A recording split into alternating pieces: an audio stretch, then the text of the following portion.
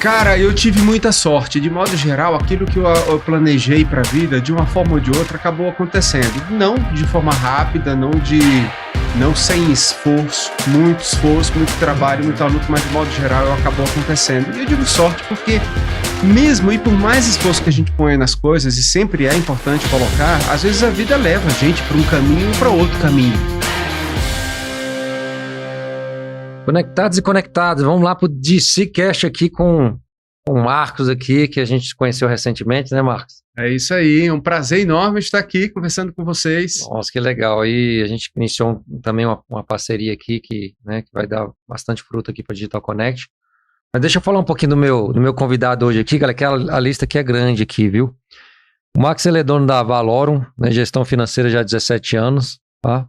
Ele é mestre em administração financeira pela UNB, MBA executivo em finanças com ênfase em banking pela FGV aqui de São Paulo, graduação em administração de empresas pela UNB, professor de graduação e pós-graduação em finanças e pesquisa operacional, com mais de 20 anos na UNB, é autor de artigos sobre finanças, né, publicados aí em períodos científicos do Brasil e no exterior, autor do livro Gestão Financeira por Fluxo de Caixa, avaliador peer review, é isso? De trabalhos científicos para periódicos internacionais.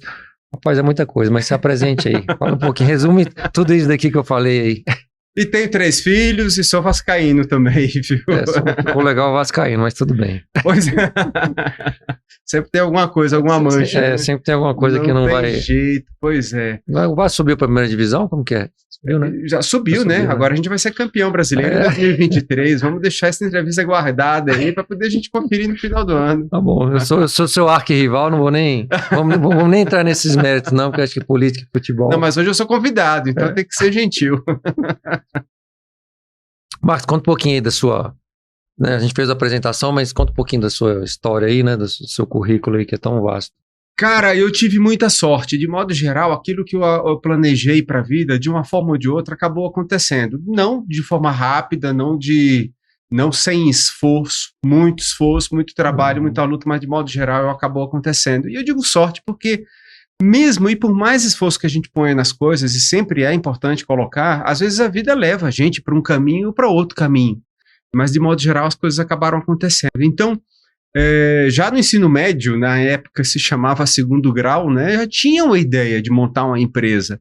Mas antes disso, eu já estava trabalhando no Banco do Brasil, né, eu comecei lá como o menor auxiliar na época, como se chamava. Fiz o concurso interno e aí eu fiquei mais tantos anos. O primeiro PDV que teve lá no Banco do Brasil, isso foi em 95. Aí eu saí, né, eu estava querendo encontrar coisas maiores, novas, né, no mundo. Saí, é verdade que eu passei um tempo ainda no Banco de Boston, mas fui depois montar a empresa. Montei uma primeira empresa, se puder dizer assim, algo que funcionava ainda pela internet, quando eu ainda estava no início da internet, a gente está falando 96, 97, mais ou menos. Estava bem no início, mas tinha todo um projeto lá para trabalhar com uma espécie de carteira de imóveis. Há muita semelhança do que tem hoje já por aí. Então, mas tipo um fundo de investimento mesmo, um FII, não? Não. É como realmente uma carteira de imóveis para imobiliárias trabalharem umas com as outras. Então hoje é bem comum, na verdade, já ter isso, né? Mas o que aconteceu é que eu acabei passando no mestrado na UNB, eu vi que a coisa não dava para conciliar, senão eu vou fechar a empresa e vou ficar só aqui mesmo. Com o estudo, né? Eu costumo dizer, na verdade, que minha origem é acadêmica, né? Foi lá, né? Aí quando eu entrei no mestrado é que realmente comecei a me apaixonar mais por essa história de pesquisa, por muito estudo. Fui convidado para ser professor lá na UNB, né? Eu era jovem, na verdade, ainda. Uma surpresa enorme. Era meu orientador e convidou, a gente está precisando do professor nessas 3 áreas aqui. Professor, eu não sou de nenhuma dessas 3 áreas, pô. Não, pode deixar, vamos lá que eu lhe ajudo. Que ajudou nada, eu tive que dar um jeito aí para fazer a coisa funcionar. Você é brasiliense? Não, eu nasci em Aracaju. Aracaju. Eu vim para Brasília com 6 anos, né? Meu pai foi transferido, veio a família toda, eu e meus irmãos. Desde os 6 anos, então, em Brasília. Eu vou fazer 51 agora. Então, brasiliense, mas com raízes ainda em Sergipe. Família lá, e todo ano tem que ir lá para para uma bênção. Sei, mas seus pais estão aqui ou estão aqui. A família toda veio para cá. É uma parte da família aqui e outra lá em Aracaju ainda. Bacana. O NB, né? Você falou que teve uma parte ali acadêmica ali no NB, foi o que você se identificou mais naquele momento ali. Foi. E aí depois veio a Valorum, né? Porque hoje a gente aqui no DCCast, galera, vamos passar aqui informação legal, né? Porque tem um bônus aqui do Marcos, que com a gente conversando, se conhecendo, o cara ainda vai me dar uma aula aqui de maratona ainda, calma aí que isso vai ficar para a segunda parte, né? Para saber como fazer esse planejamento aí da maratona, para quem quer aprender também, né? Porque o DCCast é tudo isso, a gente passar essa informação relevante e sobre a vida, porque a vida não é só trabalho, a vida é família, relacionamento, é parte física, e acho que quando eu te conheci, eu falei, cara, o Marcos tem que vir aqui, porque tem coisa legal pra gente passar aqui pra turma toda. E aí você, né, faz esse trabalho na Valorum lá, que com certeza você foi pegando bagagem com o passar dos anos, em todas essas experiências que você teve, e eu queria fazer uma pergunta assim, onde que entra o Marcos? Porque eu vejo que tem muita gente que é boa na parte de ensinar, mas na hora de fazer, a coisa pega, né? Você que teve os dois lados, onde que peca as pessoas que têm essa parte acadêmica muito boa, mas na hora do vamos ver, a coisa não anda? Olha, Rafael, eu sofri muito com isso, viu? Porque, claro, a gente está acostumado. Como é que aconteceu? Eu comecei a dar aula na UNB e depois fui para outras instituições, né, em Brasília. E aí, muito cuidadoso, né, em sala de aula, e levava para o pessoal que seria, vamos dizer assim, um controle financeiro, que era basicamente o meu tema de pesquisa, né, ao longo desses anos. E aí o pessoal, cara, eu não tenho isso aqui dentro da minha empresa, você me ajuda? Outros professores também acabavam indicando. E a Valorum foi crescendo com isso. Então, mas veja, uma vez que eu percebi, cara, isso que eu tenho aqui, que eu conheço, tem uma demanda lá fora. Empresas precisam disso aqui que a gente sabe. Mas uma coisa realmente, como você falou, é para teórico. Outra coisa é você chegar lá para poder fazer efetivamente a coisa funcionar. A linguagem é completamente diferente. Então, eu bati muito cabeça no começo, foi muito difícil. Eu vou dizer assim, não foram alguns meses, foram alguns anos, vamos dizer assim, aprendendo basicamente o que estava do lado de lá, as empresas, a cabeça do pessoal, o que de modo geral era uma necessidade das pessoas, né, para que a gente pudesse adaptar o que sabia, aprimorar, criar uma linguagem nova, para poder levar para as pessoas alguma coisa que realmente pudesse ser útil, né? Sim. Não é apenas você dizer o que fazer. Tem que ter a utilidade lá e tem que funcionar na prática. Então, mas isso é um processo que, vamos dizer assim, o que eu posso dizer, não existe uma receita de bolo que vai funcionar para qualquer situação, para qualquer pessoa, né, que esteja fazendo uma transição como essa. O que pode se dizer cara, é esforço. É esforço e não desistir, porque realmente é muito complicado você fazer essa transição. São cabeças muito diferentes, o que é de um acadêmico, né, de um professor, e do que é você estar aqui no dia a dia. É muito diferente, muito diferente. Então acaba que é um vai e volta, vamos dizer assim. Mas acaba que na prática o que importa é que na prática dê certo, porque se você está ensinando algo teórico, se na prática não tem validade, vamos dizer, se você não comprova, essa transição, mas que, assim, você que teve dos dois lados, mudou coisa quando você estava na prática, quando você ensinava, assim, cara, isso daqui tá escrito desse jeito, mas não funciona bem desse jeito, não. Ou você acha que deu para aplicar mais ou menos tudo na teoria? Não dá para aplicar, não dá para aplicar. Isso é uma coisa que, inclusive, os alunos falam muito, né? E depois nas empresas, professor, a gente tá aprendendo aqui em sala de aula, mas quando chegar lá na minha empresa, onde eu trabalho, é completamente diferente a coisa. Mas, Rafael, eu vou dizer uma coisa, a diferença que existe, na verdade, é o seguinte, talvez não pudesse ser diferente, mas em meio acadêmico, aquilo que a gente está vendo lá é bem mais avançado do que, de modo geral, as empresas fazem. Algumas empresas, evidentemente, elas se esforçam para poder ter mais controles, para ter mais informação, para ter uma organização mais profissionalizada do que outras empresas. Mas, no geral, se a gente puder dizer assim, o que a gente trata em sala de aula, aquilo que tem material e livros e tudo mais, de modo geral, acaba sendo mais avançado. E quando você vai trazer isso para dentro da empresa, essa diferença que existe, na verdade, é porque aquele empresário lá, muitas vezes, está na cultura de eu sempre fiz dessa forma e deu certo, do que você abrir a cabeça para absorver uma coisa nova, entende? Então tá essa diferença. Aí o aluno que está estudando e que depois vai para a empresa trabalhar lá, a empresa não é dele, ele é funcionário e tudo mais, e ele leva aquelas ideias.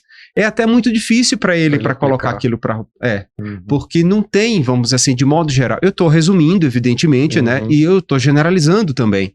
Mas existe ainda uma resistência nesse sentido, e é natural até que exista, né?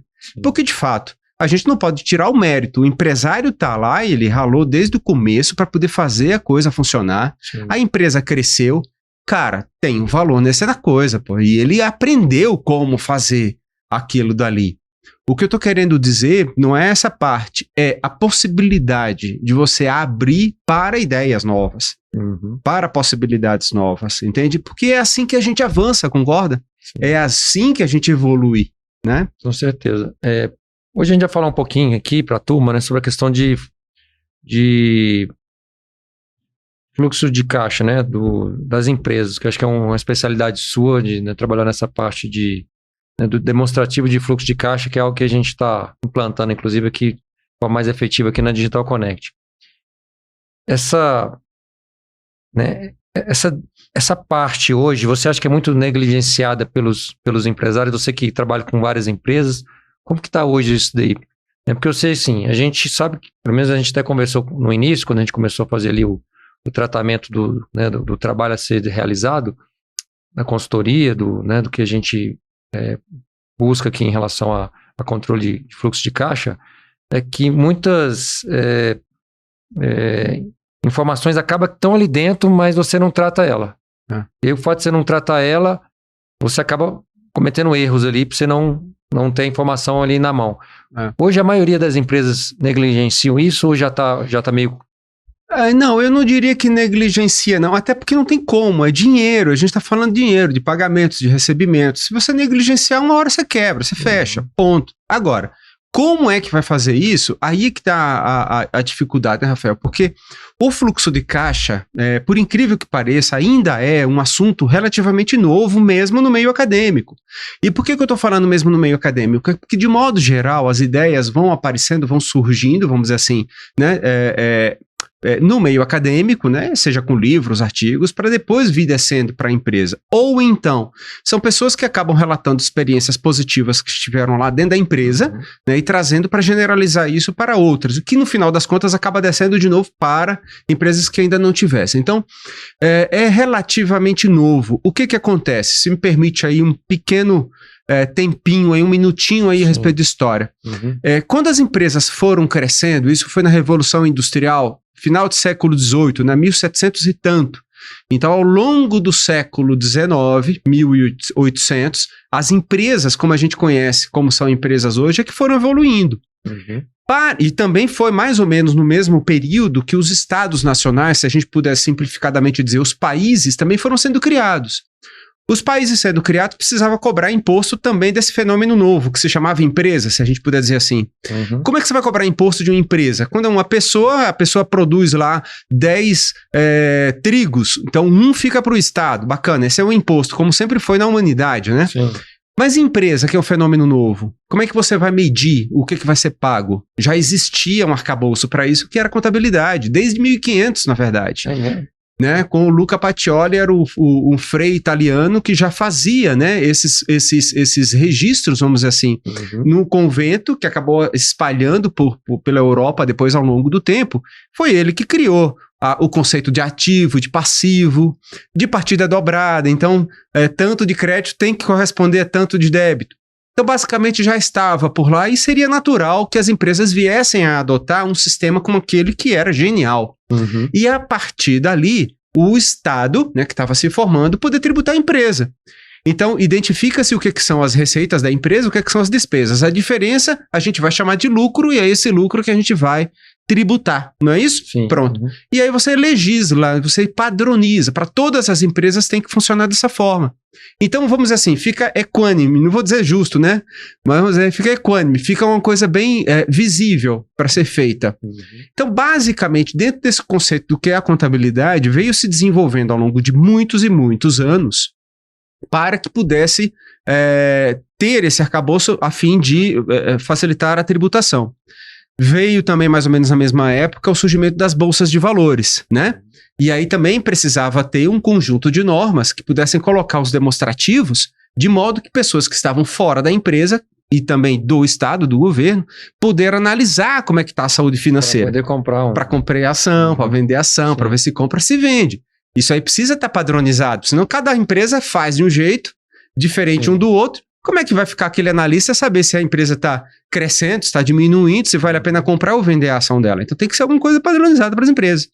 Legal. Então vamos lá. Todo esse arcabouço foi criado, de modo geral, para atender uma necessidade do Estado, em termos de tributação, ou ainda no mercado financeiro, que é para os analistas e investidores. Bacana. Não foi criado para o empresário, Rafael. Percebe? Esse arcabouço todo não foi criado para o empresário saber como está a saúde financeira da empresa. A norma contábil não é criado pelo empresário. É criado por alguém de fora. Sim, tem razão. Então que a gente conversou sobre isso, né? A parte contábil ela não é a mesma coisa que a parte fluxo de caixa. É completamente diferente. Quando você faz fechamento contábil é diferente. É diferente. Então, isso não significa que na contabilidade esteja errado, não é isso. Ela tem que ser muito bem feita. É muito importante que seja muito bem feita. É muito importante. Mas a função é diferente do que a função do que é o financeiro, do que é o fluxo de caixa pelo método direto. Em regime de caixa, é completamente diferente. O financeiro tem a função de atender ao dono da empresa em conhecer como está o funcionamento dela interno. É importante que você saiba. No seu carro, você está dirigindo, você tem lá, você tem o odômetro, você tem um tanque de combustível, você tem a temperatura do carro e você tem vários outros indicadores para poder você saber como está o carro e como está a sua direção. Pressão de pneu, tem tudo ali dentro do seu carro. E na empresa, precisa ser confiável. Então você precisa bater o olho ali, saber que aquele número está correto, está preciso, né? E mais importante, seja verdadeiro. Se você for pedir uma DRE, e aí imagino que muitos empresários estejam assistindo a gente. Se você for pedir uma DRE para o seu contador do mês passado, você vai lá, vai olhar as receitas, as despesas e tudo mais. Está certinho aquilo dali, mas você não vai reconhecer a sua empresa lá, né? Você vai olhar e falar, aí, cadê... Não tá sobrando esse dinheiro todo aqui, não. Pô, tem 100 mil reais de lucro. Cadê esse dinheiro lá no, que não no tá banco? Na minha conta. Ah, então tá errado. Não, não tá. Tá certo. Mas ele tem um outro objetivo, uma outra função. No fluxo de caixa, não. Aquilo é feito para atender a necessidade do dono da empresa e dos gestores, para saber exatamente o que está acontecendo. Então, o que a gente sempre preconiza, a gente sempre separe as coisas. Contabilidade é uma coisa, financeira é outra. E não é para tentar conciliar, para tentar juntar. A gente vê muito por aí vídeos, artigos, né? Publicações na internet, tá cheio. Como você juntar DRE, balanço patrimonial com fluxo de caixa? Não é para fazer isso não, pelo amor de Deus. Não faça não. Na verdade, são duas coisas diferentes quando você vai... né? A gente pôde conversar um pouco e fazendo esse trabalho junto, a gente está vendo que realmente, quando você entra num plano de... Vou até entrar aqui no plano de contas, né? Você vê que você lança em um prazo diferente do fluxo de caixa pro DRE, pro contábil. Exatamente. Por isso que é muito você olha diferente. na conta, não bate, né? Fala assim, cara, cadê meu dinheiro? E eu vou colocar esse exemplo de uma forma mais detalhada. Mas voltando àquela pergunta que você tinha colocado. Bom, então, o financeiro tem essa particularidade, vamos dizer assim. Qual era mesmo a questão? Negligenciar. Por que algumas empresas negligenciam essa parte? Isso, no fluxo de caixa. Então... Aí o que acontece? Essa parte do fluxo, vamos dizer que é um outro ambiente, eu costumo dizer que é um planeta diferente, mas isso tudo é muito novo, é recente. Por quê? Porque o mundo, desde aquela época em que basicamente as empresas foram... As empresas no modo como a gente conhece hoje, né, desde a Revolução Industrial até aqui, o mundo, vamos dizer assim, era mais devagar, se a gente puder dizer isso. Era muito mais. A internet veio que na década de 90... a globalização e tudo. E aí, quando você passa a ter um fluxo absurdo de informação no mundo inteiro, não é só com o vizinho aqui de porta, Sim, verdade. quando você passa a ter, né, um comércio internacional intenso, né, que a gente vê produtos que vêm de todo lugar do mundo e vêm para cá, né, competitivo com aquele fabricante que fez aqui do lado, aí tudo muda, a dinâmica é completamente diferente, as coisas ficam mais velozes, muito mais rápido do que era antes. Uhum. Antes, então, se era na contabilidade que existia toda essa organização muito bem feita, dava para o empresário saber como estava o funcionamento da empresa, porque as coisas não mudavam tanto.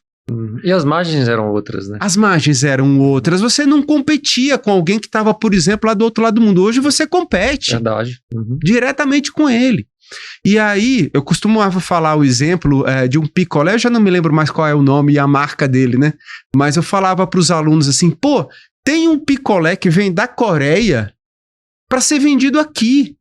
Hoje em dia eu acho que é até produzido no Brasil. Mas vinha de lá para ser vendido aqui. É gostoso até. E é competitivo. Como é que você importa picolé? Porque você importar, sei lá, um painel fotovoltaico. Pô, vai lá, ele tem uma complexidade maior, mas picolé e vem para um preço competitivo. Imagine o custo de transporte de diesel para vir no navio, provavelmente, e ainda eletricidade para poder vir refrigerar. E mesmo assim chega um preço competitivo. Então você tem uma situação de mundo que é completamente diferente e muito, muito mais rápido. Então você precisa ter informação que também seja dinâmica. Não dá para você esperar o mês acabar para pedir para o seu contador a DRE. Você tem que saber o que está acontecendo hoje, a cada dia, na sua empresa. Porque na semana que vem, pode ser que você já nem tenha mais empresa. É tudo muito rápido. E você deixa de ter uma oportunidade que você, sem saber, ou pega uma oportunidade sem saber que o teu caixa ali suporta, ou você faz uma decisão onde seu caixa também não suporta. Você acaba tomando uma decisão errada, porque o mercado é muito rápido, como você falou. Rafael, tem muita gente que procura a gente falando assim, cara, é como se a gente estivesse caminhando no escuro. Eu sei basicamente onde as coisas estão, mas a gente acaba tropeçando uma coisa ou outra. E de fato é isso. Aí você faz pagamentos ou compromissos, né, para pagar alguma coisa no futuro, mas não tem bem a certeza ao certo se realmente aquilo dali está adequado ao fluxo de caixa da empresa, geração de caixa da empresa. É muito difícil que, de modo geral, as empresas tenham uma projeção de fluxo de caixa diário por mais de 3 meses adiante. Ele não consegue visualizar isso. Sim. E aí, você falando nessa parte, eu queria começar justamente do início. Aonde que a pessoa que está querendo organizar essa parte do fluxo de caixa dela, as empresas, né? Eu acho que não tem tamanho, não tem tamanho, né, Marcos? Porque você pode ser um cara que é uma empresa de uma pessoa só, sei lá, um autônomo, que tem o seu CNPJ ou vende, sei lá, na internet, ou ser uma empresa gigante que você tem vários funcionários. Mas para quem está com essa dificuldade, qual que é vamos dizer assim, o primeiro passo que a pessoa tem que dar? Cara, primeiro é mental, é conscientização. Você tem que registrar tudo que entra e que sai, pá. Cada centavo que entra e que sai. E aquilo que você registrar, você vai registrar num sistema, num aplicativo, né? Tem que bater certinho com o que está lá no extrato da conta corrente do banco, tá bom? Todos os dias, tem que bater direitinho. À medida que você for fazendo isso, aí você vai começando a aprimorar aquilo dali. A conseguir fazer, por exemplo, de uma forma mais técnica, mais adequada, o rótulo daquele dinheiro que entra ou que sai, que é o que se chama de plano de contas, né? Sim. Hoje fica parecendo que é trivial você até elaborar um plano de contas. O importante é que pelo menos você comece, depois você vai melhorando com o tempo, né? Mas não é trivial mesmo assim você fazer um plano de contas na medida que você tenha uma empresa que seja mais complexa, tenha um tamanho maior, com alguns funcionários. Mas o que acontece? Né? Maioria das vezes a empresa vai lá, contrata um determinado sistema, um ERP, por exemplo, ele tem um módulo financeiro e já vem, por exemplo, um plano de contas de tesouraria padronizado, né? É claro que você pode alterar aqueles rótulos, a gente está chamando de rótulos, são as contas, as naturezas, né? As categorias, né? Cada sistema chama de uma forma diferente.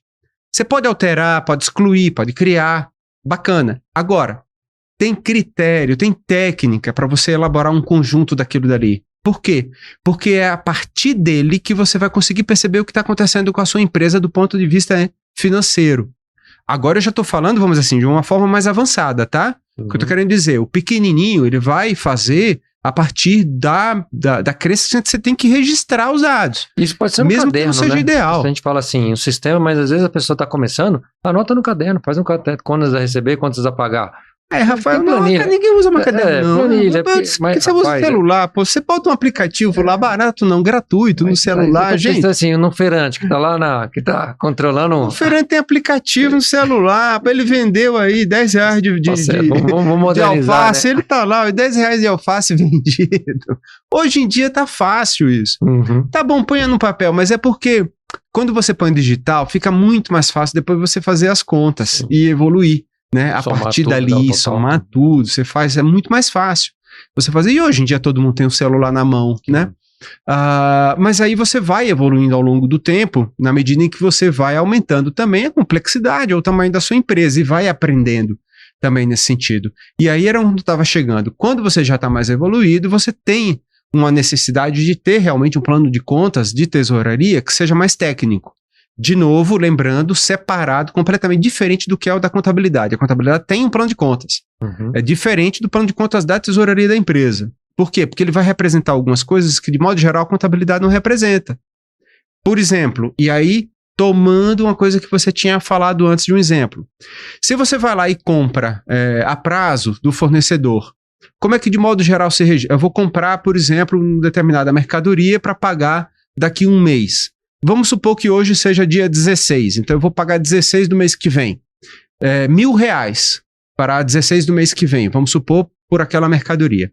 O que convém fazer? Você vai lá e pergunta para o fornecedor, se eu fosse lhe entregar o dinheiro hoje, por quanto você entregaria, né, a mercadoria? Vamos supor que ele diga R$900. Uhum. R$900 é o preço da mercadoria, porque é à vista. Uhum. É o preço à vista. Aí, como é que você, de modo geral, deve registrar? Entrada de R$900 como crédito de fornecedor, no dia 16 deste mês. Saída de R$900 de mercadoria, de compra de mercadoria, à vista. Então, zerou, né, o dia de hoje. Você recebeu 900 e pagou 900, você recebeu a mercadoria, bacana. O que ainda ficou pendente? A operação financeira do crédito de fornecedor para o dia 16 do próximo mês. Então, como é que você deverá registrar isso? Pagamento dos R$900 no dia 16 do próximo mês como a amortização do crédito de fornecedor, daquele crédito que foi concedido um mês antes, mais R$100 de saída de juros de crédito de fornecedor, somando saída de R$1.000. Isso você vai dar um nó na cabeça de todo mundo, como você deu no meu lá.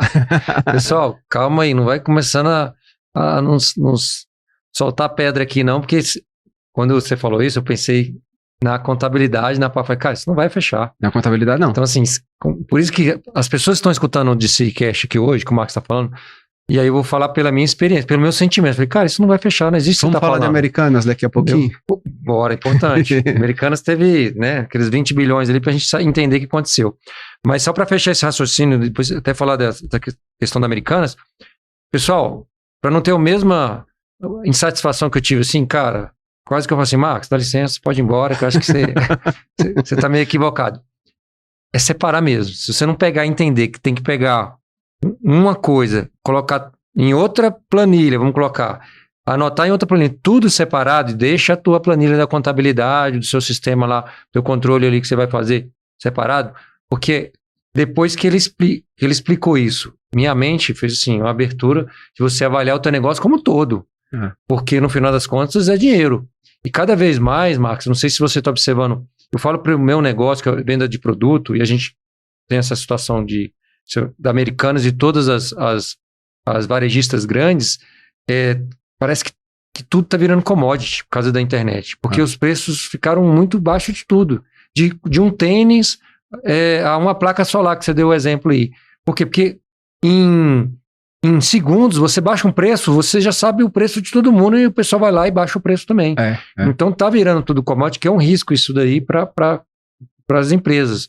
Porque todo mundo acaba trabalhando com um negócio muito enxuto. E quando você trabalha com esse raciocínio que você falou, que eu achei super interessante, você fala o seguinte, será que não é melhor pegar esse dinheiro aqui e colocar num banco, de vez de eu estar fazendo essa movimentação aqui, né? Vamos avaliar assim como empresa, no sentido de que, cara, eu compro por 900. se tem um desconto agressivo, eu sei que a maioria compra por 1.000, duas premissas. Por 1.000, então eu vou ganhar 100 ali no meu financeiro. Opa, 10%.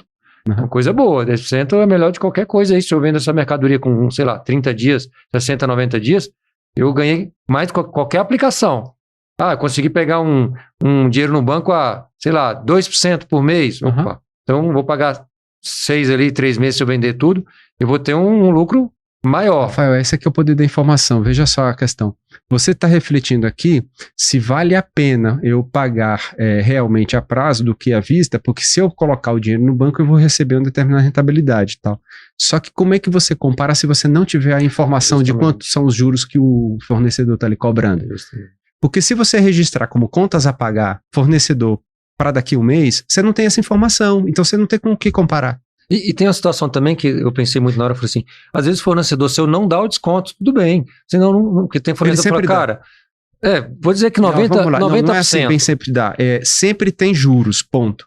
Mas tem empresas, né? Que às vezes é muito pouco a diferença de se comprar a prazo. Mas mesmo assim... Mas tem ainda, 2%, mas tem empresas que, de fato, elas simplesmente não querem receber à vista. Ou seja, se você pagar R$1.000 hoje, vai pagar R$1.000 também daqui a um mês, você que escolhe. Porra, aí você vai escolher R$1.000 daqui a um mês, claro. Mas tem empresa que eu te falo que realmente os caras...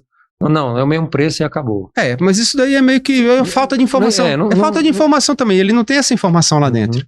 Porque também tem o outro lado, que é a venda a prazo. Que a gente pode chegar nisso depois também. Mas, primeiro, aí vamos reforçar a questão que no fluxo de caixa, a gente vai colocar o registro dessa forma. Convém que seja feito desse jeito. Se você não quiser, tudo bem. Bota lá, pagamento de mercadoria para daqui a um mês, se você quiser. Mas você vai faltar informação, né? Para que você depois possa fazer a comparação se está valendo a pena fazer a operação dessa forma e esse regime. Isso é o que é importante, vale a pena ter a informação. 2 vezes, né, Marcos? Que quando você falou, primeiro, se vale a pena você pegar um dinheiro mais barato e comprar à vista. Isso. Você sabe que o giro você vai voltar antes com esse dinheiro e você vai ter uma rentabilidade maior.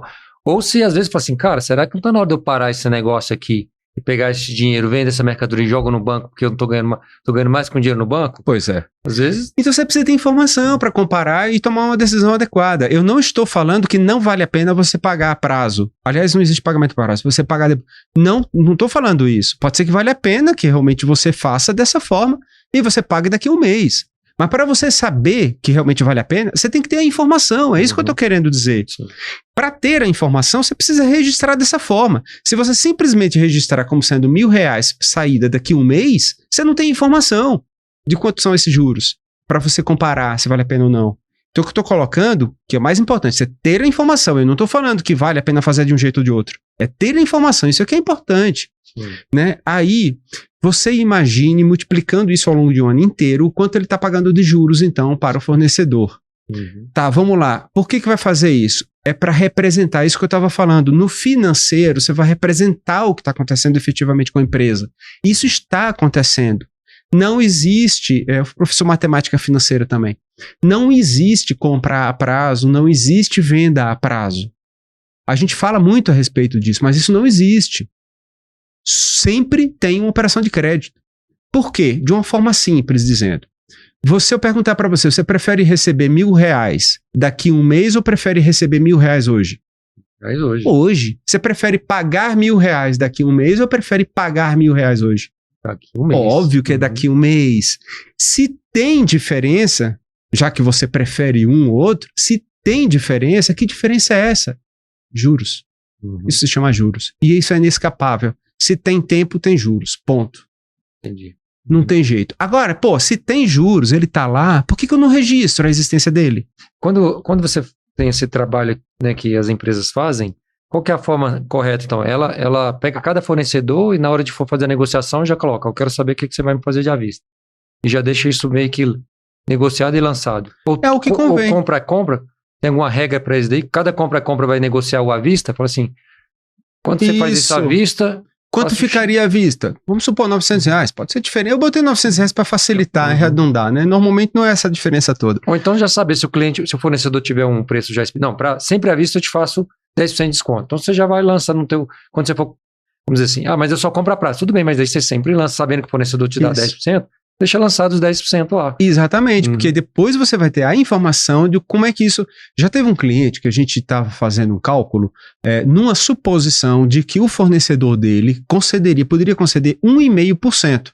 É porque o nome não é desconto. 1,5% a menos se pagasse à vista do que a prazo. Eram 30, 60 e 90 dias, né, que esse cliente pagava para o fornecedor. Mas se houvesse uma redução de 1,5% ao mês... Não é essas coisas todas lá para a empresa.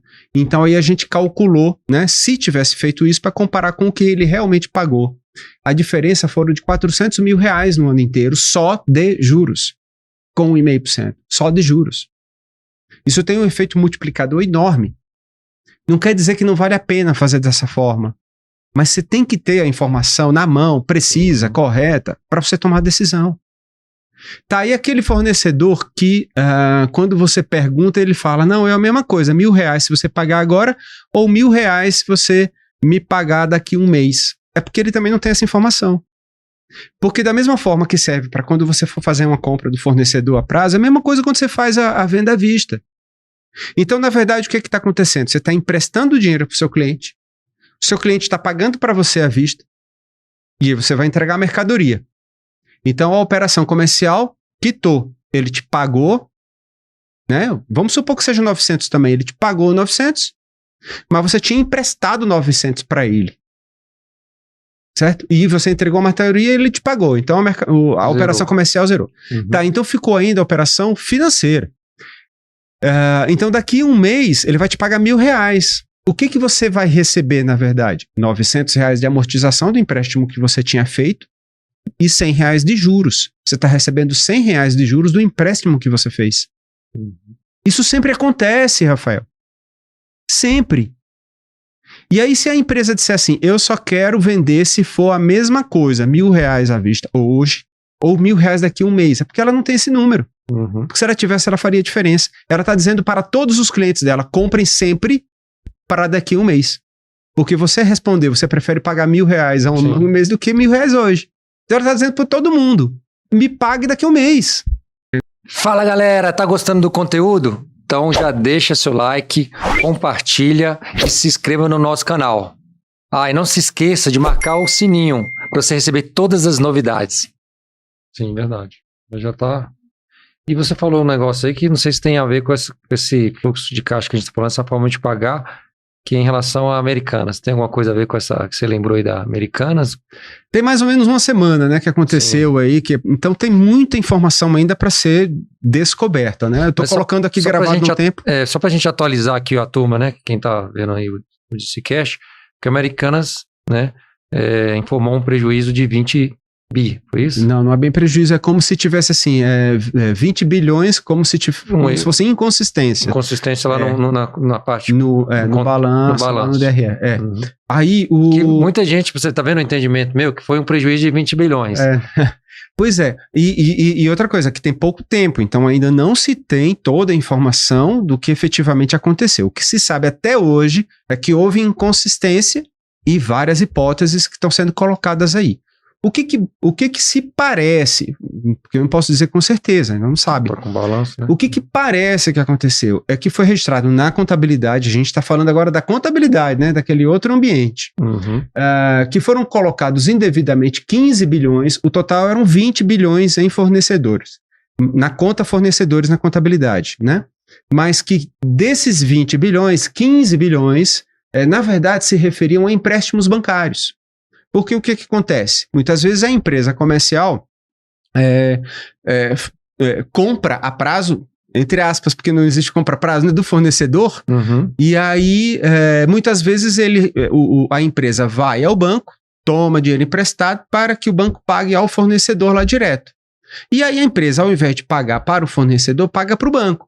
Mais ou menos nas mesmas circunstâncias e prazos. Né? Ele só trocou, ele ao invés de pagar para o fornecedor, ele vai pagar para o banco. Basicamente foi isso que a empresa... negociou os títulos com o banco. Negociou, exatamente. Aí ele pegou o empréstimo, o banco pagou direto lá para o fornecedor e ficou com a dívida que a Americanas passaria a pagar ao banco. Nesse valor de aproximadamente 15 bilhões de reais. Bom, acontece que não mudou nada no final das contas. Ela vai continuar tendo que pagar a mesma coisa. Não apareceram 20 bilhões, até onde se sabe até hoje. Não apareceram 20 bilhões a mais para serem pagos pela Americanas que não estavam no balanço. Não é isso. Já estavam lá. Só que registrados de uma determinada forma tal que altera os indicadores contábeis da empresa. Porque quando você lança em fornecedores, ele vai entrar num grupo como se fosse operacional da empresa, né? Para quem conhece mais, então você vai ter, por exemplo, a necessidade de capital de giro, né? Que é o ativo circulante, né? Operacional menos passivo circulante operacional. Então ele está lá, fornecedor sendo passivo circulante operacional. A dívida, né? O empréstimo bancário não está lá dentro. E quando você precisa ajustar, então, o balanço para reconhecer o que de fato aconteceu, que na verdade 15 bilhões são dívidas bancárias, você vai ter que tirar do fornecedores e colocar na conta. Só transferir da conta fornecedor para conta banco. De uma linha para outra, né? Da linha ali em cima, ele deixou as duas, embaixo. Provavelmente, lá lançada. Pois é, deixou tudo ali em fornecedores, mas tem a parte ali que é grande, que na verdade deveria estar em dívida bancária ali. Mas quando você faz isso, você altera os indicadores contábeis, né? Que são os que se chama de convenience, né? Que estão colocados nos contratos de empréstimo que a Americanas, né? Fez, não apenas com bancos, mas também com investidores, debentures, enfim. E o que significa isso? Vamos só um minuto, Pedrão, baixou um pouquinho o microfone, tá bom o áudio aí do Marcos? Tá bom? Beleza. Né? Então, o que... Gente, eu tô falando aqui, só tem uma semana, hein? Vou repetir esse negócio, eu posso estar falando alguma coisa que não seja ainda o correto. Então, eu tô falando de hipóteses que a gente tem lido, né, a respeito do que pode ter acontecido. Mas é legal a gente conversar isso, até pra gente poder entender melhor, porque essa informação, por mais que aconteceu agora, porque a pessoa viu daqui um mês, não tem nada a ver com a Americana, eu vou sair. Cara, mas isso pode acontecer com outras empresas, inclusive com a sua mesmo, de você estar lançando, exatamente. Sua contabilidade lançando algo errado, que depois você vai assim, uai, quebrei a empresa, tá quebrada a empresa, porque tem aqui um prejuízo de 20, sei lá, de um valor que eu não sabia. Mas aí que tá a situação. Como eu estava falando isso, ele altera os parâmetros, e esses parâmetros alterados, né, que são os indicadores na contabilidade, permitiriam, né, que os credores cobrassem na justiça da Americanas que aquelas dívidas fossem pagas todas de uma vez, quitadas todas de uma vez.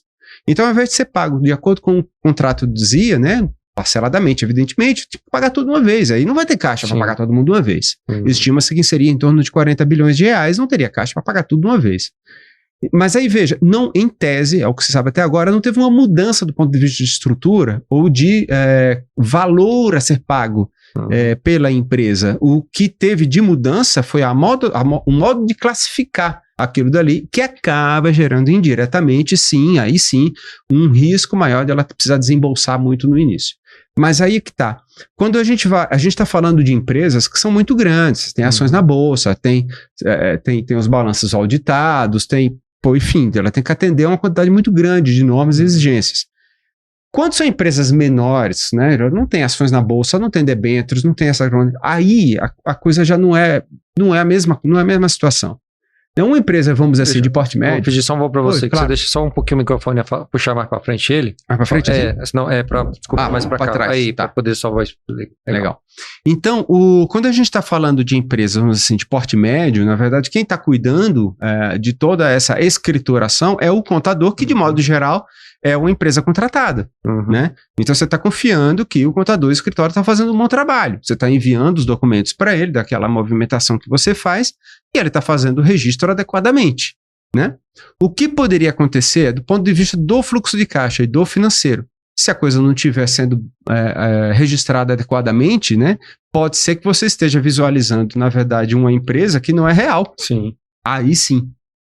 Porque na contabilidade, para uma empresa de porte menor do que seria, por exemplo, uma grande empresa como a Americanas, não teria tanto problema, a não ser alguma questão tributária, que eventualmente poderia vir a acontecer. Mas, se você fizer o registro no fluxo de caixa ou inadequadamente, pode ser que você esteja interpretando que a empresa, na verdade, está bem, quando na verdade ela não está tão bem.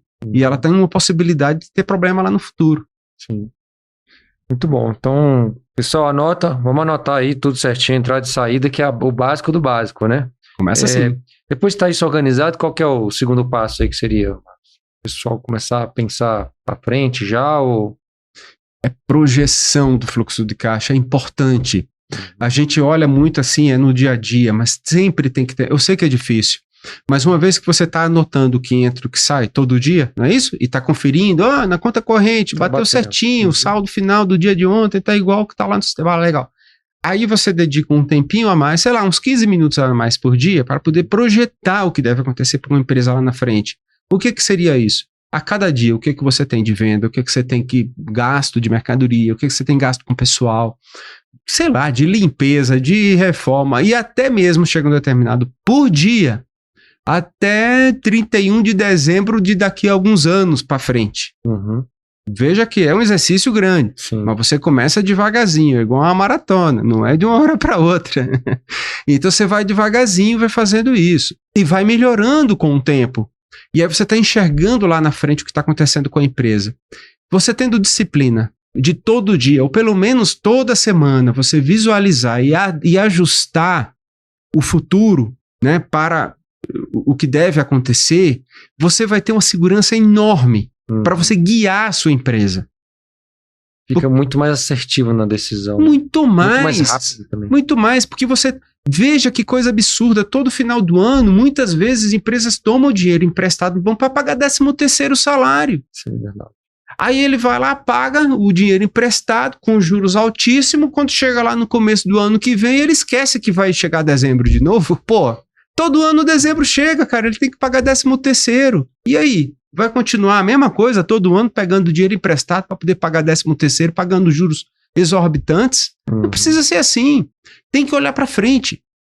E aí, na medida em que você vai lá e faz uma primeira projeção diária, é todo dia daqui para frente. Veja, é para todos os dias daqui para frente até um determinado limite que você estabelece. Até 31 de dezembro do ano que vem, por exemplo, vamos supor. Então é todo dia daqui para lá e você está olhando. Veja que quando o tempo vai passando, você passa a ter uma informação nova. Como, por exemplo, saiu semana passada o IGPM, né, o valor IGPM. IGPM é o índice de correção de contrato de aluguel. Pô, qual é o vencimento do aluguel? É 15 de outubro? Então você vai lá em 15 de outubro e altera. Opa, nós estamos hoje, vamos supor que a gente esteja em janeiro aqui. Sim. Então outubro está daqui a 8 meses. Né? 9 meses. Já pode calcular, né? Pô, aí você vai ter uma estimativa. Se o GPM de 12 meses para trás está em tanto, ele deverá ficar em quanto daqui até outubro, que é quando vai ter o reajuste? Chute! Não precisa ter nenhuma estatística, nada complicado, não. Dá um chute. E aí você dá ali de outubro até setembro do ano seguinte, você altera o que seria o aluguel. Quando você tiver o valor correto, você vai lá e bota bem 100%. Exatamente. Conta de água, vai lá e põe conta, pega uma média dos últimos 3 meses, 6 meses, depende da sua empresa, e lança aquilo dali. E aí, na medida que você vai, ao longo do tempo, né, dia após dia, pô, eu tô aumentando mais aqui o consumo de água, porque eu tô fazendo uma coisa nova, não sei o que, não sei o que. Então tem uma tarifação diferente, deverá vir uma tarifação diferente. Aí você vai lá no seu fluxo de caixa lá diário, no futuro, e já altera. Pô, eu vou aumentar aqui um pouco, aqui em 10% a conta de água, de tal mês até tal mês. E no caso do 13º você falou, é interessante também discutir, é uma conta que vem de uma vez só, né, no final do ano ali, apesar que hoje não, você pode dividir, mas tudo bem, vamos considerar que a maioria das empresas paga no final do ano, novembro e dezembro, né, primeira parcela em novembro, segundo dezembro. Qual que é a dica que você daria? Vai pagando mês a mês, fazendo um caixazinho para quando chegar no final do ano não ter essa... Nem precisa, Rafael, olha só, você vai lançar para 30 de novembro e para 20 de dezembro o que seria o pagamento do 13º do seu pessoal, lança lá. Lembra que ele já lançou todos os outros valores também, né? Aluguel, mercadoria que ele vai comprar, o que ele vai vender. Olha que são recebimentos de vendas que ele ainda nem fez. Aí ele vai colocar lá naquele fluxo de caixa. E aí ele vai observar qual é o saldo que ele tem por cada dia. É só somar um com o outro, entrada menos saída. Aí você tem um saldo daquele dia. E aí, se você observar que lá em dezembro, vamos dizer, em 20 de dezembro desse ano, o saldo final ficar negativo, o que aí vem a segunda metade do 13º, significa que você vai ter que fazer algum tipo de ajuste daqui até lá. Então você tem tempo. Sim. Diminui a compra, sei lá, diminui um pouco a compra para poder... Exatamente. Em dia, você vai ajustando. Ao longo do tempo daqui até lá, você vai ajustando isso. Entende? Então não precisa você guardar 1/12 a cada mês, guardar ali para poder fazer. Não precisa isso. Esse dinheiro é caro. E é interessante que ele esteja dentro da operação da empresa, porque a operação da empresa rende muito mais do que o dinheiro aplicado no banco, em tese. Senão a empresa estaria quebrando. Rende mais do que o que está no banco. Então ele pode trabalhar com aquele dinheiro, contanto que ele tenha em 30 de novembro e em 20 de dezembro qual é o saldo para cada um desses 2 dias, né? E que ele vai ficar positivo. Então você tem possibilidade de trabalhar com esse dinheiro ao longo da operação. E interessante, você falou uma coisa aí que quando você falou, eu falei, cara, mas como que isso é ruim? Né? Eu queria que você falasse um pouquinho disso daí, explanasse um pouquinho, que é aquela questão do ter muito fluxo de caixa também é ruim. Né? Ter excesso de caixa. Ter excesso de caixa, como você disse, você está deixando de ganhar dinheiro, né? Você não está perdendo, mas está deixando de ganhar.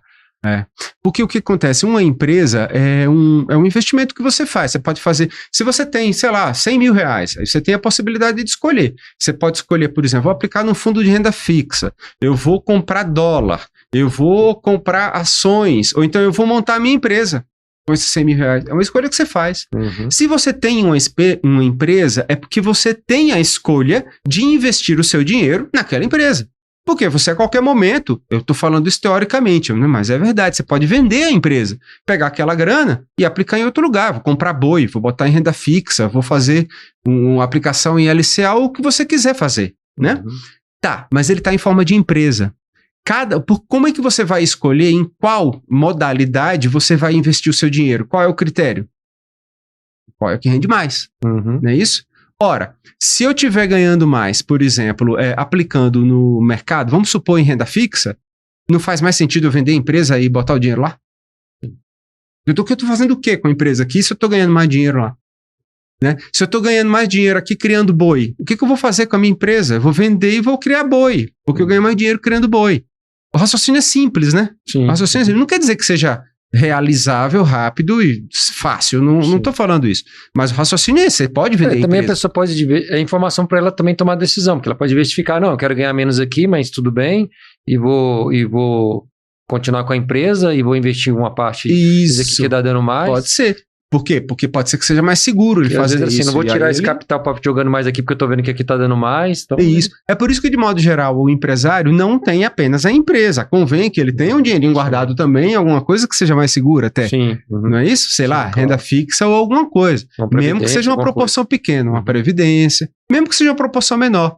Tá, então tá. Se você está fazendo essa comparação das modalidades de investimento pela rentabilidade, assim como tem uma rentabilidade do que é o renda fixa ou outros, a empresa também tem uma rentabilidade. A grande questão é porque a maioria das empresas não calcula qual é a rentabilidade dela. Não calcula, não tem isso. Não tem esse número. Então vamos lá e a gente calcula qual é a rentabilidade. Bacana. Se você tem um determinado dinheiro que está aplicado, um dinheiro da empresa que está aplicado, por exemplo, no banco, né, um dinheiro bem mais alto, né, do que o que, de modo geral, movimenta na empresa. Ele não vai ficar na conta corrente, ele vai ser aplicado aquele dinheiro. Mas a rentabilidade que vai ser obtida é bem menor, em tese, do que a rentabilidade da própria empresa.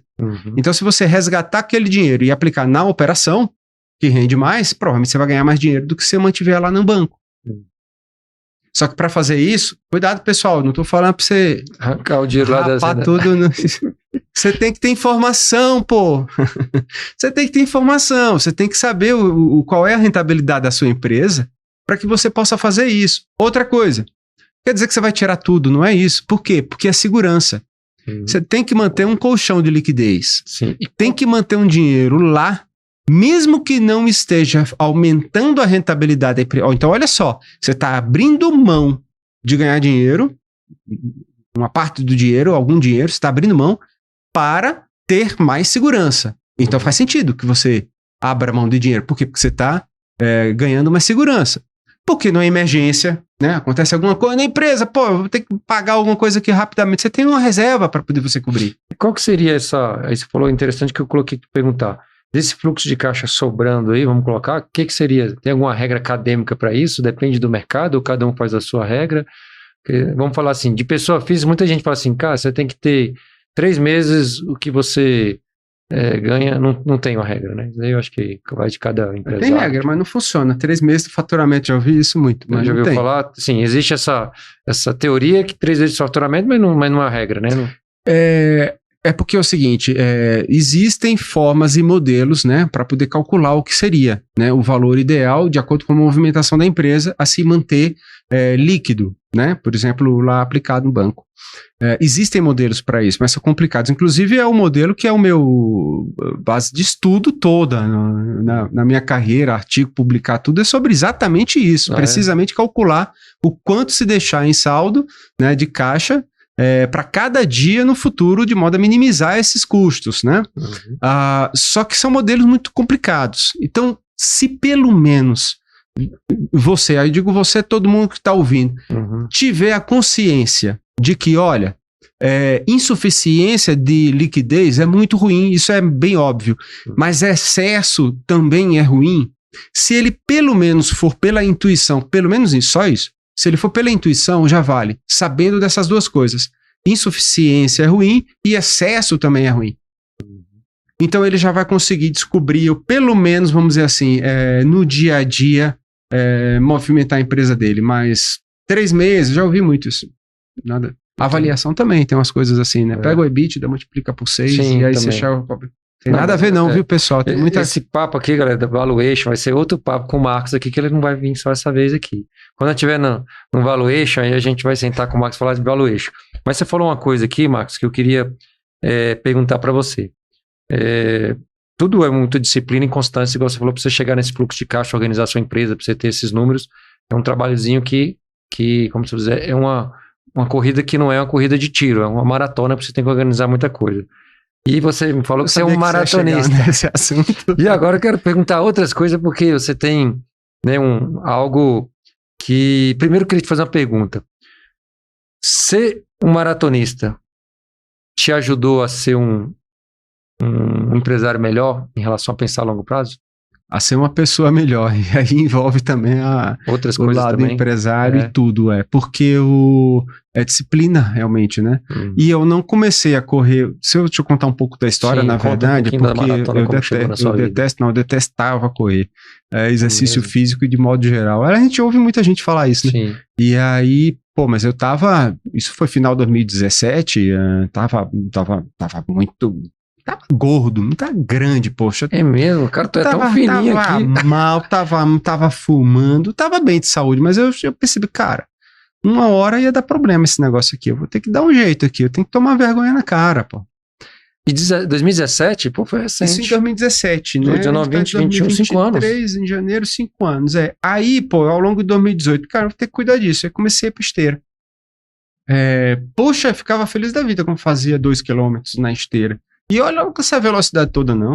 Eu ficava feliz. Demorei, sei lá quantas semanas para chegar em 2 km na esteira. Mas o objetivo era esse, emagrecer, e melhorar a alimentação e tudo mais. Acontece que na medida em que você vai fazendo alguma coisa, por mais que você não goste, e vai repetindo e vai fazendo, você existe a possibilidade. Quando você toma essa decisão em 2017, estava o quê? 40 e quantos anos? 5 anos. 45 para 46, É isso mesmo.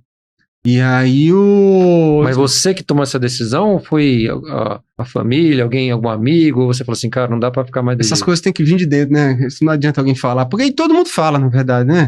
Mas a gente tem que, uma hora a gente tem que acordar e tomar vergonha na cara, começar a fazer as coisas, Mas às vezes o meio difícil. Externo, ele acaba te influenciando, mas você foi mais uma decisão interna, fala, cara, claro, sempre que o fazer a caminhada é interna, isso daí eu tenho certeza absoluta, não tem como você fugir disso. Mas teve alguma influência externa? Falou assim, cara, essa pessoa me motivou? Ou não? Você falou assim, olhou no espelho e falei, cara, preciso mudar, não dá mais. Não, tinha que mudar realmente. Foi eu mesmo, não teve alguém ou alguma coisa fora. Não teve, por exemplo, algum acidente. Sim, muitas vezes acontece isso, Às vezes é uma pessoa da família, né? Sim, às vezes você mesmo, né? Só coisas mesmo, tive um problema e fui parar no hospital. Cardíaco, sei lá.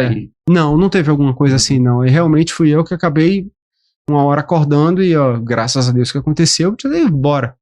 Mas não gostava de fazer pelo menos corrida. Não era só corrida, fazer musculação também, né? Legal, cara. Comecei a fazer karatê também, eu já tô 5 anos aí no karatê. No karatê foi diferente porque eu fui levar meu filho, né? Eu não ia ficar lá esperando. Vou fazer também, vou treinar karatê também. Mas Tá com quantos anos? Você tem 3, né? Você falou? 3 filhos. Qual que é a idade deles? Ele agora tá com 17 anos, né? Mas a gente começou aí, ele tava com Esse é o mais velho 13. esse? Esse é o mais velho? Não, tem uma de 27 anos também. Nossa, rapaz, então comecei a produzir cedo. 17 o quê? Do meio ou mais novo? 17 é do meio. Do meio? Aí tem uma outra de 15. De 15, legal. 15, 17 e 27. E aí, aí foi numa progressão. Então, mesmo uma coisa que você não gosta de fazer, mas na medida que você vai ficando melhor, existe uma chance muito grande de você começar a gostar, pô. Uhum.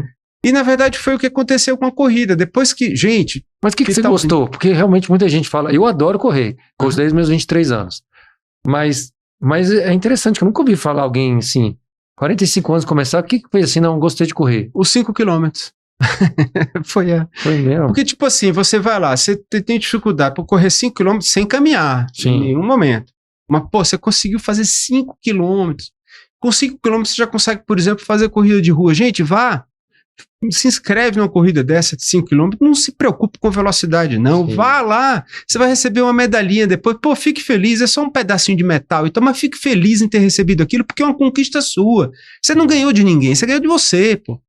Fique feliz. Aí quando você ultrapassa, pelo menos foi assim comigo. Aí quando você ultrapassa esse limite, não, aí agora, pô, agora eu vou continuar, vou fazer um negócio. 5 é pouco. Aí você vai a 10. Gente, pelo menos foi assim comigo. Quando você passa 10 km, você tá correndo, aí você já não tá mais correndo, entende? Porque já não é mais um exercício físico, é um exercício mental, cara. Sim. Você começa... Verdade. Sua cabeça começa a flutuar, entende? Seu corpo tá correndo ali, mas você tá em outra dimensão. Legal. Você tá... Não, mas aí do 10 ainda tudo bem, mas aí quando eu socorro meia maratona, tô nos 21, já uns, sei lá, umas 6, 7 meia. E quando foi essa sua virada de chave assim, cara, agora é maratona? Porque foi pouco tempo, cara. Estamos falando aí de 6 anos. Mas não, dá pra fazer até em bem menos tempo. Eu nunca tive pressa pra poder fazer as coisas. Mas foi quando você fez? Você fez o quê? Uma maratona só? Quantas maratonas você tem no currículo? Já 4. 4? Foi Brasília 2 vezes, Rio de Janeiro e São Paulo. Aí eu vou e aí o que eu pretendo fazer? Mais das 4?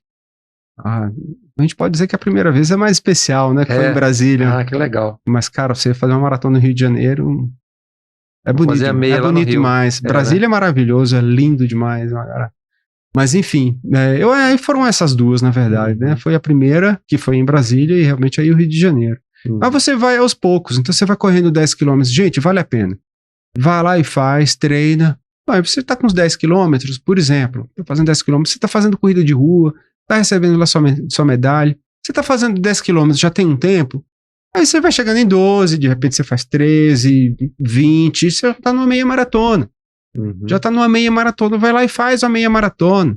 Faz a corrida de rua, uma festa bonita pra caramba, legal. Né? Uma festa linda, é legal pra caramba, é muito alegre tudo, né? A família vai, recebe você, né, na linha de chegada, é bonito, é gostoso demais. Pronto, daí pra frente dá pra fazer a maratona, é só treinar. E aí é bacana, porque pelo menos foi assim que eu fiz, eu tô colocando a minha experiência, não quer dizer que seja pra todo mundo, mas eu tô com 50 anos, tô fazendo 51 anos, e aí o que eu pretendo é usar, vamos dizer assim, as maratonas como uma espécie de disciplinador da minha atividade física. Então eu vou fazer 2 maratonas por ano, é isso que eu pretendo. Quando eu ponho esse objetivo para mim, significa que eu tenho que cuidar do meu corpo para conseguir fazer isso. O objetivo não é correr maratona. O objetivo é se cuidar. Porque eu tenho que me alimentar corretamente, adequadamente. Eu tenho que fazer exercício físico, eu tenho que fazer musculação, eu tenho que treinar. Já fui treinar hoje no parque. Tem que treinar, tem que fazer exercício físico, senão você não consegue fazer maratona. Então o objetivo não é a maratona, não é a medalha. O objetivo passa final, a ser agora cuidar da saúde, cara. E aí quando você tá numa dessa, você sabe, né, tanto quanto eu, poxa, muda tudo. Sim. Não precisa de correr a maratona para chegar lá não, mas quando chega num determinado ponto, até muito antes da maratona, cara, muda tudo pra gente. A gente tem muito mais disposição para fazer as coisas, muito mais. Tem muito mais alegria para fazer as coisas. A gente fica mais otimista. Muito mais. A gente acorda melhor, a gente dorme melhor. Até porque quem tem a rotina de corrida, né, Max? É uma rotina mais cedo, né? Porque as pessoas correm mais cedo, que correr à tarde é muito desgastante, né? Correr 9, 10 horas da manhã é muito desgastante. Então, não sei se sim, se você é sem diferente, dúvida, mas eu corro 7 horas da manhã, 7h30. Também. Sai cedo, né? E corrida, as largadas são 7 horas, 6 horas da manhã, dependendo da corrida. Então, você cria uma rotina mais E cedo. cria essa rotina. E na medida que você vai acostumando com aquilo dali, aquilo passa a fazer parte do seu dia a dia, que é igual tomar café. Da manhã, pô, você vai lá e vai correr. E fica gostoso, fica prazeroso. O importante é você passar daquele ponto, entendeu? Que a coisa ainda é um sacrifício. Quando você passa daquele ponto, aí fica bom pra caramba e muda tudo na sua vida. Aí você de jeito nenhum vai voltar ao que era aquela vida anterior, né? E deixa eu perguntar mais uma coisa da maratona aqui, que a gente já tá chegando perto aqui do final do Seacast. Mas como você faz o treino, assim, pra maratona? Qual que é a programação que você faz? Você vai aumentando a quantidade do volume de corridas conforme vai chegando mais perto? Ou, sei lá, eu não sei se é perigoso falar isso, sabe por quê? Porque eu não faço com grupos de corridas nem mas cada um auxiliar profissional, então eu posso falar alguma coisa aí que de repente as pessoas vão seguir, pode mas se você machucar. conseguiu completar, deu certo então pra você. Mas pra mim, né, e talvez com o meu corpo, com a minha formação, enfim. Sim. Mas sim, eu vou aumentando, né, à medida que vai chegando perto, né, da maratona. Isso que uns 4 meses antes você começa a aumentar o volume ou não? Não, 2 meses, mas vai ver, 2 meses porque eu já estou condicionado agora, sim, né? Claro. Eu já estou. Então, de modo geral, o que vai acontecendo? Eu faço 3. Gente, isso aqui é a minha experiência só. Eu não tô dizendo que tem que ser assim, não, pelo amor de Deus. Vai fazer a mesma coisa. Vai fazer a mesma coisa, não. Vai procurar um educador físico, vai procurar alguém. No mínimo, você tem que fazer no mínimo um coração. Você tem que ver se o coração aguenta, gente. Tem que fazer. E depois tem que periodicamente. Sim, com certeza. Pelo amor de Deus, hein? E aí, hoje em dia, depois de eu tô correndo já há um tempo, hoje em dia eu corro 3 vezes por semana, 2 de 5 km com tiro, então você vai lá e aumenta a velocidade, né? Eu tô anotando que eu dizer que eu vou fazer com tiro. Mas eu tô... E a outra, aí já são longas, né? Que são no mínimo 15 km. Um longão você faz, então. Um longão por semana. 2 de tiro e um longão por semana. Ele vai de o quê? Mais ou menos no mínimo 15 quilos. No mínimo 15 km? 15 km por semana. Aí se você tiver lá mais legal, cabeça boa, aí você faz 20, faz 30. Quando você tá chegando perto da maratona, vamos dizer assim, os 2 meses antes, aí você tem que fazer uma programação de longa. Sim. Tá, eu ainda não falei da musculação, vou falar. Sim. Aí você tem que fazer uma programação das corridas e aí você tem que aumentar a quantidade de longas. Mas pelo menos eu, por exemplo, não treino correndo 42 km. 42 é a distância de uma maratona. Eu não treino 42. Mas a maioria não treino até 30, 32. Sim, a maioria faz isso daí. 35 no máximo. Aí quando vai chegando mais perto, sei lá, umas 3 semanas antes da maratona, aí eu faço 2 ou 3 semanas do longão, aí eu faço 30 km, por exemplo. Aí depois eu já não faço mais, nas últimas 2 semanas antes da maratona, eu já não faço mais longão. Aí eu vou descansar lá o corpo, umas 2 semanas, eu vou descansar o corpo. Né? Faço ainda os de 5 quilômetros. Então, vamos colocar 2 semanas antes, você não faz longão, então? Não faço. Então você faz 5 semanas antes, eu vou botar assim. E 3 semanas antes você faz os longos, e 2 semanas então 5 semanas antes da maratona começa os longão. Isso, exatamente. Um mês e pouquinho antes. Mas aí... Não, o longão sempre faz. 15 quilômetros, por exemplo. Sim. Sempre faz, porque é gostoso. Mas quando eu falo longão assim, longão que eu tô falando acima de 20 quilômetros, acima de meia maratona. Vamos supor assim, de 25 para lá, certo, né? De 25 a 35, não. Aí é só quando estiver mais perto da maratona, mas não tão perto. Tá, não tão perto assim. A semana eu vou correr, vou fazer um longão na semana da maratona. Isso. Uma semana antes, não. Aí eu vou subindo, né? Então, sei lá, faltando, como você falou, 5 semanas, 6 semanas antes da maratona. Então eu vou lá, tô fazendo os meus 15, aí eu vou fazer 20, na semana seguinte, aí eu vou fazer 25, na outra semana eu vou fazer 35, na outra semana eu vou fazer de novo 35. Aí eu passo 2 semanas sem fazer longão, mas ainda fazendo 5. Manutenção ali. Aí 5 eu faço, continuo fazendo. Aí chega a maratona. Então, aí você vai levando seu corpo, pelo menos é o que eu acho que acontece. Você vai levando seu corpo a um determinado nível para o ápice que é a maratona. E aí você vai chegar legal. Outra coisa também, veja, eu não me preocupo com pace. Pace é velocidade, né? É o tempo que você chega. Não, eu não me preocupo, eu não quero nem saber. Claro que a gente quer saber depois que a gente faz. Mas não tem compromisso nenhum com velocidade, com pace, não tem compromisso nenhum. né? Eu tô competindo comigo, eu não tô competindo com ninguém. Sim. É claro, né, que se você puder ir aumentando a velocidade e tal, é legal. Mas você sempre quer ser superado um anterior, né? Sempre quer. Mas tal, é a competição, não importante você falar, é você mesmo. Isso. Porque senão você acaba quebrando na prova, querendo competir com o cara te passou, você quer acompanhar o cara. E o pace seu não é aquele. Aí uma maratona você vai quebrar e acabou. Aí você vai, o seu pace era ali 6 né, minutos ali o quilômetro, aí você vai acompanhar o cara que tá fazendo 5, vai dar 5 km, você vai acompanhar ele, vai quebrar, chega lá, você tá fazendo 7, 8 minutos o quilômetro. Aí acabou a tua prova. Outra coisa que eu não faço, você lembra bem, é treinar junto com outra pessoa, correndo lado a lado. Cara, essas pessoas são diferentes, né?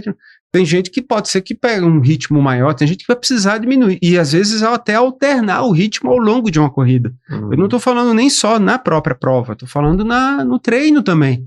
Eu não gosto de treinar com outra pessoa, eu prefiro treinar sozinho, porque aí, se eu tiver com outra pessoa, sei lá, eu vou avançar mais ou então eu vou diminuir de acordo com o outro para poder caminhar junto.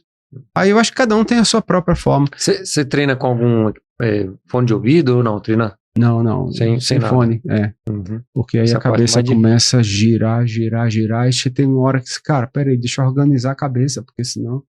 Aí você começa a treinar. Veja, o treinamento é mental, aí você começa a treinar, botar a cabeça, tudo, pra fazer aquilo dali. E a musculação, onde que vai entrar nesse? E aí a musculação, né, que aí eu faço 2 vezes por semana, não só... Pô, corrida é legal, gente, porque corrida, movimenta uma quantidade enorme de músculo. Você termina uma corrida com dor nas costas, né, Rafa? Verdade. Nas costas, eu comecei a fazer crossfit, por causa que eu sentia, passava de 12 quilômetros, eu começava a sentir a lombar, não aguentava. Pois é. E eu queria correr uma meia maratona, eu falei, cara, não vou conseguir completar. Aí uma pessoa falou, não, faz crossfit, porque tem uns exercícios de core que ajuda, e hoje eu corro meia maratona tranquilo. Natação também ajuda muito. Pô, você para, né? Se chamava trapézio antes, né? Doendo pra caramba. Você fica. E aí você tem que fazer musculação, mas não é só a perna, então você tem que fazer completo. É por isso que é legal, porque aí você tem que treinar o corpo todo. Mas aí eu faço perna umas 2 vezes por semana, né?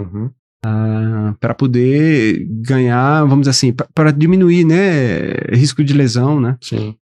Que o músculo mais forte. Mas aí é com um profissional. Aí você tem que ver o profissional para fazer a musculação. Vai entrar numa academia qualquer, ficar pegando, levantando peso. De qualquer jeito. Não, tem que ser uma coisa dirigida. Tudo bem, depois que você aprende, aí talvez você já não precise mais de profissional, mas tem que ser alguma coisa com orientação. Senão você pode lesionar feio e definitivamente, né? Bacana, pô, legal esse papo aí. Eu aprendi sobre maratona aqui, fiz minha revisão aqui. Que esse ano, uma das metas do ano é fazer uma maratona. Pô, é só continuar, cara, aí é bom demais. Sim. Uma maratona, eu costumo dizer, não é a mesma coisa que 2 meia maratona, né? Parece óbvio, mas, cara, é uma emoção, cara, quando você termina a prova, porque é muito difícil, cara, é muito difícil. É muito difícil. Imagino. E a toda hora vem na sua cabeça assim, cara, eu vou parar. É porque é o seguinte, eu faço as corridas assim, eu não quero nem caminhar e parar de jeito nenhum, nada disso. Sempre em ritmo de corrida, mesmo que seja mais lento, mas sempre em ritmo de corrida. Eu não vou parar. Eu não paro. Sempre em ritmo de corrida. Cara, mas a sua cabeça trabalha muito contra, né? Isso não acontece na vida toda, quando a gente tá fazendo um projeto importante.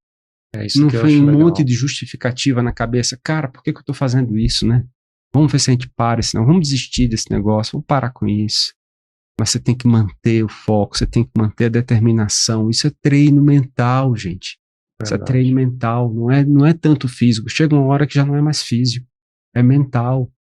É verdade. E eu acho que você falou mesmo aí na questão do maior benefício, que não é um benefício só para o corpo, né? Para a mente também. Maratona é um benefício para a mente.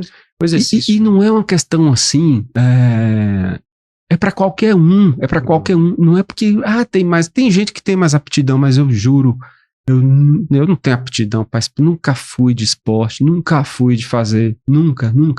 Meu negócio, eu sou professor, eu era mais rotulado de nerd do que qualquer outra coisa. Não fica fazendo exercício físico.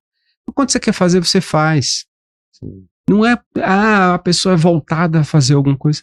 Vai lá e faz, qualquer coisa. E não precisa ser corrida, né? Não precisa ser nada, pode ser qualquer outra coisa. Sim.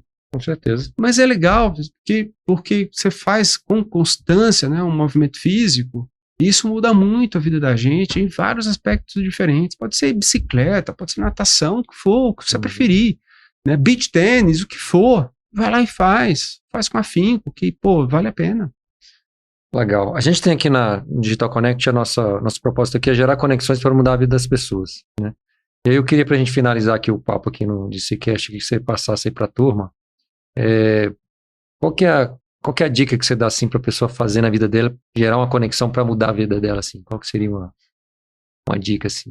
Uma conexão para ela mudar a vida dela. Faça isso, que você vai gerar uma conexão para melhorar. Conexão consigo mesmo, é autoconhecimento. Isso daí eu acho que é isso que eu falo para meus filhos, na verdade. Assim, meu filho, se eu morrer e você não me ver mais amanhã, eu quero pelo menos que você lembre de uma coisa. A principal lição que eu posso deixar para você: se conheça. Isso é o mais importante de tudo. Se conheça. Eu acho. Se conheça. A conexão tem que ser consigo mesmo. Então você está indo dormir, lembre o que passou ao longo do dia, o que você gostou, por que você gostou, o que você não gostou, por que você não gostou. E além de entender por quê, dando respostas verdadeiras. Porque se você for mentir, vai mentir para si mesmo. Depois disso, depois você compreender, tente entender o que você quer ser, como você quer se moldar. Porque a gente está em constante, ou deveria estar, em constante construção. Saber o quê? Uma vez que a gente entende isso e entende para dentro o que é, a gente passa a ter uma facilidade muito maior do que o que está lá fora. Essa experiência que você contou vem de dentro, né, cara? Que você falou agora da maratona, é uma experiência de dentro. Você tem ela. Demora às vezes, mas... Cara, muito legal. Vai. Tenta fazer coisas boas na vida, tenta fazer um mundo melhor, porque uma hora a gente morre, a gente tem que deixar alguma coisa aí, porque senão a gente passou por essa terra aqui sem ter feito nada, só desperdiçando oxigênio, pô, não vale a pena isso. Deixa alguma coisa boa, só dando trabalho, pois é, deixa alguma coisa boa, deixa alguma coisa para as pessoas, né, cara, isso aqui importa. E acho que é isso aí, autoconhecimento, se é uma ação maior que a gente faz é consigo mesmo, eu acho que é isso. Que maravilha, galera. Obrigado aí, conectados e conectadas aí no DCcast. Obrigado, Marcos, aí, pelas dicas, pelo bate-papo aí, foi muito legal, muito... Puxa, prazer enorme. Tomara que eu não tenha falado muita bobagem. Não, uma satisfação. Depois a gente vai voltar, com certeza, falar de valuation aí, que também é uma especialidade sua aí. Opa, um prazer, legal. Próximo aí a gente vai bater um pau de valuation com a turma aí. Você vai contar mais umas 2 maratonas aí que você correu. Vamos lá. Um abraço aí do DCcast aqui terminando. Galera, valeu, obrigado. Valeu, gente, obrigado.